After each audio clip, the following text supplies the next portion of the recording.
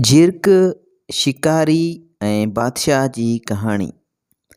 आज़ाद view YouTube channel में भलीकार हूँ आहियां आज़ाद मुख्तियार जरवार।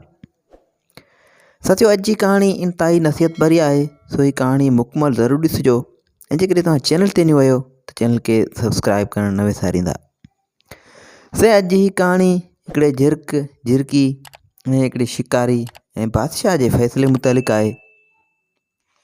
से ॻाल्हि था कनि त कंहिं ज़माने में हिकिड़े झंगल में हिकिड़ो झिरक ऐं झिरकी रहंदा हुआ।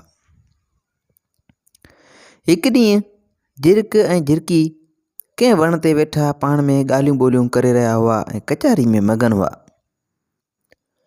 तव्हांजो साम्हूं खां हिकिड़ो माण्हू ईंदे ॾिठऊं।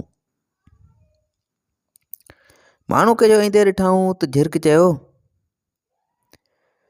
चयो त भॼ त भॼूं, इहो माण्हू ख़तरनाक लॻी रहियो आहे, पाण खे नुक़सानु पहुचाईंदो।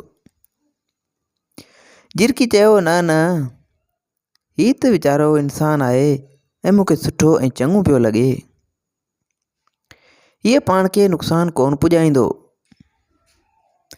झिरक चयो त हीउ मूंखे शिकारी पियो लॻे। झिरकी चयो, न, हीउ त मासूम इंसानु पियो लॻे। अञा झिरक ऐं झिरकी जूं इहे ॻाल्हियूं जारी हुयूं ऐं पाण में बहस मुफ़ाइदो करे रहिया हुआ।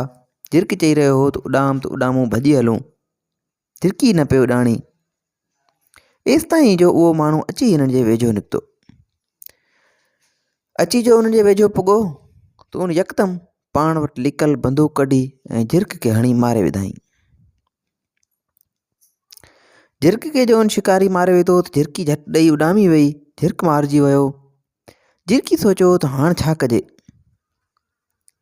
सो झिरकी उतां उॾाणी ऐं वञी हुते उन वक़्त जे बादशाह ॾे इंसाफ़ लाइ दाण लॻी त बादशाह सलामत, मूंसां इंसाफ़ कयो वञे, मूंसां वॾो वेधन थी वियो आहे ऐं जंहिं मुड़ुस खे मारियो वियो आहे।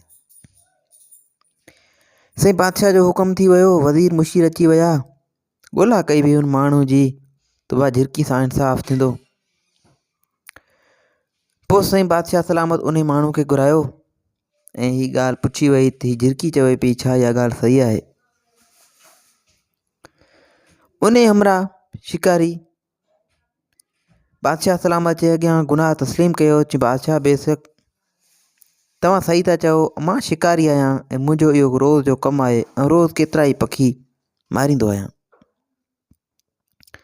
पोइ त बादशाह सलामत उन झिरकी खे चयो त झिरकी, तूं ॿुधा, तूं जेको सज़ा मुक़ररु कर उहो ई हिनखे ॾियूं, त आख़िर हिन जी कहिड़ी सज़ा हुजणु खपे।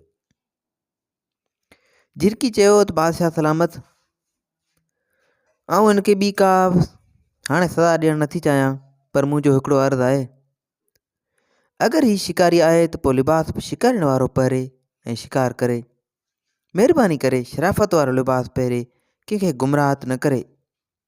चई, बादशाह सलामत, मुंहिंजो झिरक चयो पिए त हीउ माण्हू अचे पियो पाण खे नुक़सानु ॾींदो, पर मूं हिन जो मासूमियत ॾिसी चयो त हीउ आम इंसानु आहे, मासूम आहे, पाण खे नुक़सानु न ॾींदो। सो मुंहिंजी इहा ई सज़ा आहे त जेकॾहिं शिकारी आहे त शिकारी रूप धारे। त दोस्तो, उमेदु आहे हीअ कहाणी तव्हांखे सम्झ में अची वई हूंदी त हिते बि असांजी ज़िंदगी में कई अहिड़ा अचनि था जेके लिबास में अंदर जा उजरा साफ़ हूंदा आहिनि। लिबास में त उजरा साफ़ हूंदा आहिनि पर मन जा कारा हूंदा आहिनि। लिबास में अंदर जा कारा मुनाफ़िक दोस्त ऐं रिश्तेदार मौजूदु आहिनि। उन्हनि खे बि अर्ज़ु आहे त शराफ़त वारो लिबास पहिरे, कंहिंखे गुमराह न कयो। जेकॾहिं तव्हां मुनाफ़िक आहियो त मुनाफ़िकत ऐं टरपाई वारो पंहिंजो रवैयो ॿिटो मयार न रखो। साथियों, उमेदु आहे हीअ कहाणी तव्हांखे पसंदि आई हूंदी। हिन क़िस्म जूं वधीक कहाणियूं किसा ॿुधण जे लाइ असांजे यूट्यूब चैनल खे सब्सक्राइब कंदा ऐं दुआनि में यादि रखिजो। अल्लाह हाफ़िज़।